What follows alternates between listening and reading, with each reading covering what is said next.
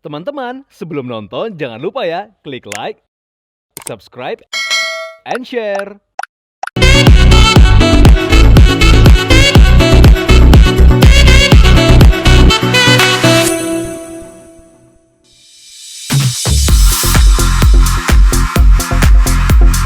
Viewers, meski terbilang jenis ikan yang hidup di air tawar, namun untuk merawat cupang ternyata tidak bisa sembarangan.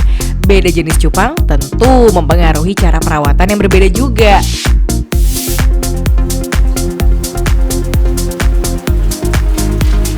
Hai viewers, jadi ini beberapa tips untuk pemeliharaan ikan cupang. Karena ikan cupang itu hidupnya di air, berarti air itu kalian mesti treatment benar-benar, ya kan? Jadi kalau mams itu biasanya treatment air itu ditampung dulu. Di gentong besar ini dikasih filter udara. Buat apa sih filter udara? Filter udara itu untuk menambah kadar oksigen air ketika diendap 1 kali 24 jam tetap ada oksigennya terus, supaya klorin atau bisa dibilang kaporit itu dia akan menguap berkurang, terutama di musim hujan begini biasa air pump itu menggunakan kaporitnya lebih banyak.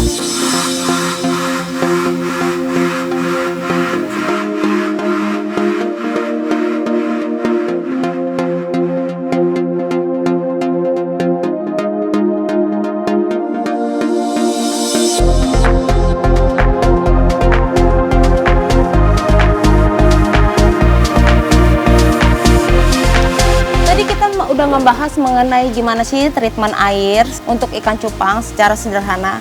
Sekarang kita gimana cara ngasih makan. Kalau mams di sini pakai terutama pakan hidup. Pakan terbaik itu tetap adalah pakan hidup, yaitu adalah ini yang merah-merah ini kutu air.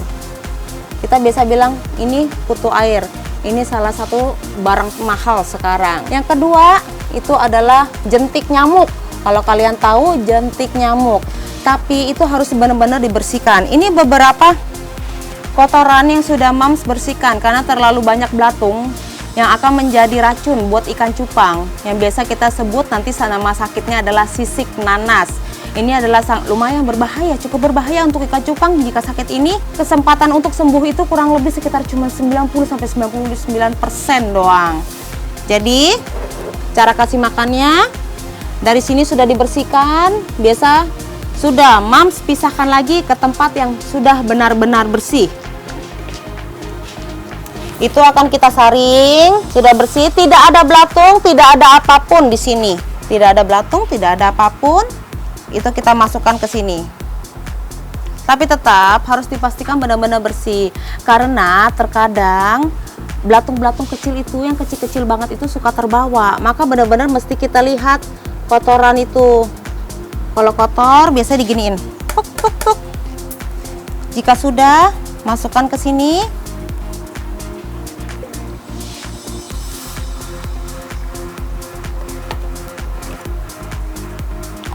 Seperti ini aja. Pastikan dia tidak mengendap di bawah. Biasanya dia akan mengendap di bawah.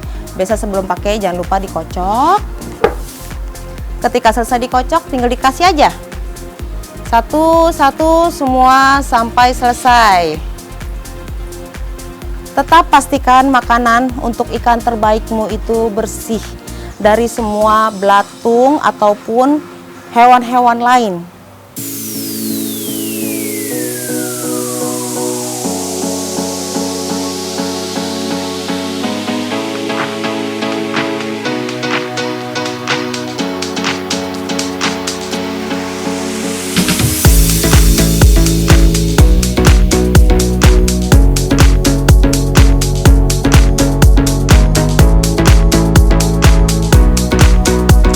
Tidak lupa mams juga mau kasih tahu ya, yang terbaik itu untuk ikan cupang makan itu sehari 2 kali. Kapan? Pagi dan sore. Dan untuk itu juga perawatan ikan cupang baiknya, kenapa sih kalau kalian lihat di sini dipasangin semua sekat-sekat. Ikan cupang itu tetap dia adalah ikan teritorial. Dia adalah ikan yang bisa beradu ketika digabung. Ini disekat supaya dia tidak beradu, karena ketika bertemu musuh dia akan bisa beradu, malah menganggap itu semua adalah musuh. Dan itu juga salah satu treatment untuk melatih mental ikan cupang.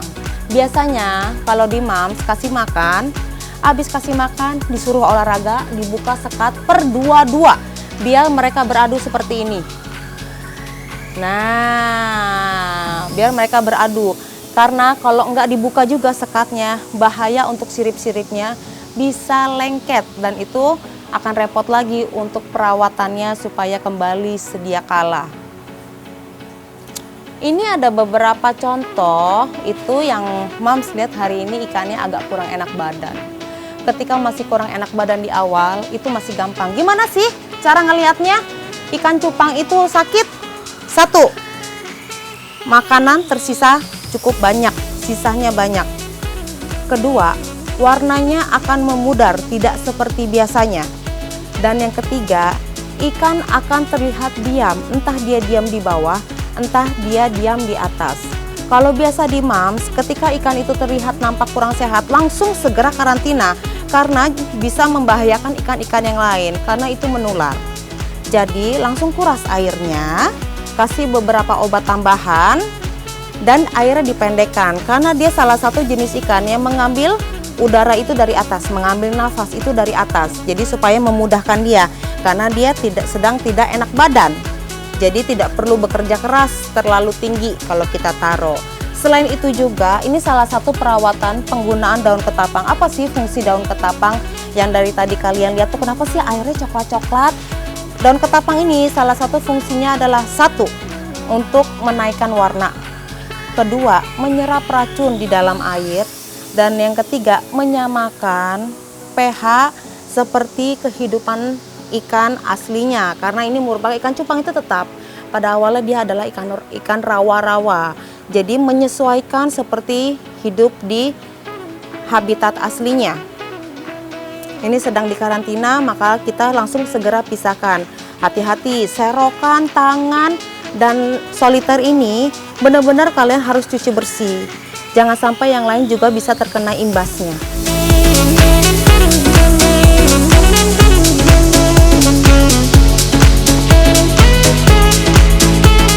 Nah viewers, tadi kan kita udah ngebahas gimana caranya ngasih makan ke ikan. Sekarang pasti pada bingung dong, gimana sih cara pemijahannya ikan atau ternak ikan cupang. Nah, ternak ikan cupang itu juga sama kayak manusia, mereka membutuhkan waktu untuk perjodohan juga sebenarnya. Nah ini yang di dalam sini, yang di dalam botol, itu adalah betina, yang di luar itu adalah jantan. Jadi kalau ikan cupang itu agak unik sih dia. Karena yang ngejagain telur, yang ngejagain anak, itu adalah si jantan yang menjaga. Nah, dan juga jangan sampai salah. Jangan sampai ukuran betina lebih besar daripada jantan. Karena ketika mereka nikah, jantan akan melipat si betina supaya telurnya pada keluar. Dan nanti telurnya itu kayak dimakan sama si jantan, akan dibawa naik ke atas yang sudah jantan bikinkan busa. Kalau Mams sih biasa paling kalau ngejodohin itu kurang lebih setengah hari. Habis itu kelihatan udah busa-busanya udah ada, udah kita jadiin satu dan tetap dikasih makan sih. Dan ini beberapa contoh-contohnya. Biasa kalau ikan cupang, anak ikan cupang itu kita sebutnya burayak. Burayak ikan cupang. Ini itu beberapa, 2 ini sih umurnya masih kecil. Baru sekitar 3 minggu. Masih halus, nggak gitu kelihatan. Nah, kalau yang di sini udah 1,5 bulan. Jadi di sini ada variasi. Karena per minggu itu Mams akan ngawinin ikan cupang itu sekitar 5 pasang, 6 pasang tergantung. Jadi makanya di sini juga size-nya beragam dan umurnya juga beragam. Ada yang sebulan juga ada yang baru seminggu juga ada yang macam-macam. Nah, kalau yang udah 1,5 bulan ini, kalau kalian lihat, ini dia lagi mau pecah warna. Di sini. Nanti dia berubah. Ikan cupang itu akan terus bermutasi sampai dia 4,5 sampai 5 bulan, dia warnanya akan naik. Nah, nanti Mams biasanya akan sortir. Ketika warnanya udah naik, akan naik langsung ke botol. Yang di sini yang akan tetap diam, ini namanya kolam pembesaran. Yang akan tetap diam di sini adalah ikan-ikan yang belum bermutasi. Akan Mams tinggal dan betina biasanya. Karena untuk ikan cupang, ikan betina itu hampir 2 kali lipat lebih cepat besar ketimbang jantan. Maka harus dijaga size. Maka kalau di tempat Mams, kenapa betinanya kecil? Karena Mams tetap taruh di sini supaya ketika ada yang beli ikan betina dari Mams nggak kelabakan nyari jantannya karena size-nya terlalu besar. Nah, kalau kamu lihat di sini kenapa sih Mams taruhin ini namanya sih daun rantai. Pernah searching gitu. Ini namanya daun rantai. Kenapa sih ditaruh ini? Ini salah satu fungsinya sebagai pengikat kotoran satu. Dan yang kedua adalah penambah oksigen, dan yang ketiga juga sebagai tempat ngumpet. Karena sebenarnya umur-umur segini untuk beberapa itu mereka sudah mulai beradu. Nah, dari sini nanti kita lihat viewers, gimana sih cara nyortirnya. Kalau Mams itu nyortirnya kita cari. Nah, nih yang sudah mulai kelihatan notol warnanya. Yang sudah mulai kelihatan warnanya seperti ini, kalau kalian lihat itu sudah mulai kelihatan titik-titik warnanya. Dan semakin besar dia akan semakin ngefull di badannya, semakin mengisi. Dan yang seperti ini biasa kita akan naikkan ke botol-botol seperti itu. Supaya apa? Supaya perkembangannya lebih fokus, makannya lebih fokus. Sebenarnya semuanya sama seperti manusia.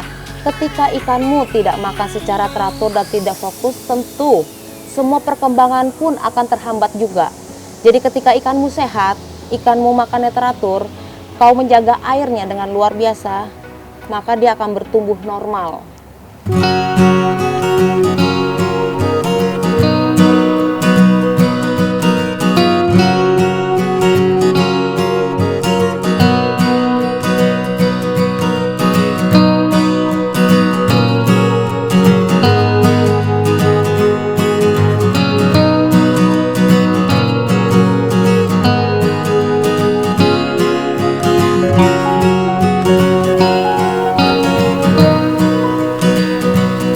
Nah viewers, ini beberapa contoh ikan yang sudah diangkat dari lubukan tadi. Itu namanya lubukan pembesaran.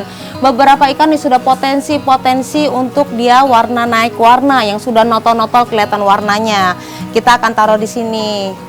Kalau kalian lihat di sini, itu ada beberapa ikan itu yang mereka bikin busa-busa. Nah kalau kalian lihat, dia bikin busa-busa. Apa sih artinya busa? Busa itu satu, karena ikan cupang itu merupakan ikan teritorial. Busa itu adalah sebagai penanda wilayah kekuasaan untuk ikan cupang.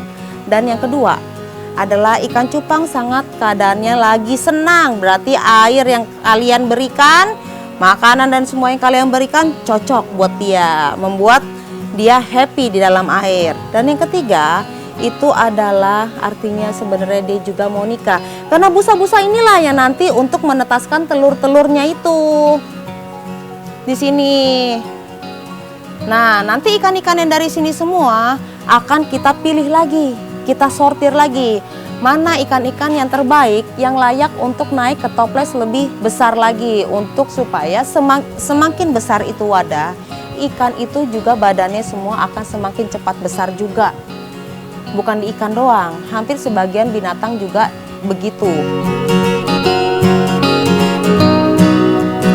Nah viewers, Mams tadi udah ngebagiin beberapa tips mengenai pemijahan ikan cupang, perawatan. Semoga menjadi inspirasi buat kalian. Dari nothing menjadi something. Ayo, yang mau mencoba silakan dicoba. Tetap semangat, kita coba bareng-bareng. Semoga Mams hari ini menjadi inspirasi buat kalian. Thank you udah ngikutin Mams hari ini untuk main ke mini farmsnya Mams Beta. Bye-bye.